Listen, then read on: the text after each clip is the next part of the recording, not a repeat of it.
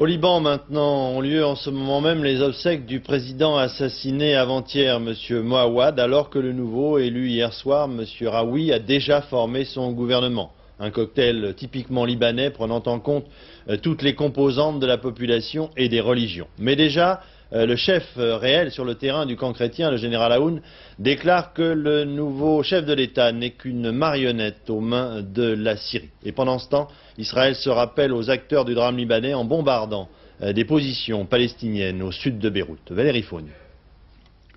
Un président élu à contre-cœur par des parlementaires libanais qui pensaient encore avoir fait le bon choix il y a 3 semaines. C'est sous bonne garde, dans cet hôtel de Shtora, situé dans la vallée de la Beka, sous contrôle syrien, qu'Elias Raoui, seul en liste, a été élu par un vote unanime par les 53 députés libanais au second tour du scrutin. Un vote, une riposte, à peine plus de 48 heures après l'assassinat à Beyrouth-Ouest du président René Moawad.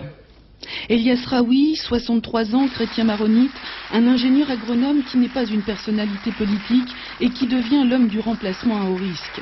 Immédiatement après son élection, il s'est engagé à suivre le même chemin que le président martyr, René Moawad, avait choisi pour l'unité nationale.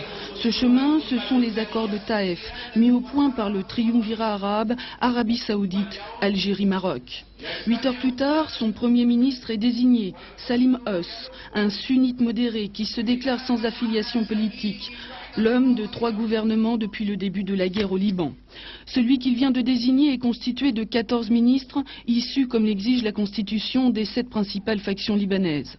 Alors que le gouvernement d'unité nationale venait à peine de voir le jour, le général Aoun, chef du gouvernement militaire, par l'intermédiaire de son porte-parole, qualifiait l'élection d'Elias Raoui de trahison, de tragicomédie anticonstitutionnelle. Quelques heures plus tard, le nouveau président du Liban lui répondait « Le cabinet du général Aoun est aujourd'hui dissous ».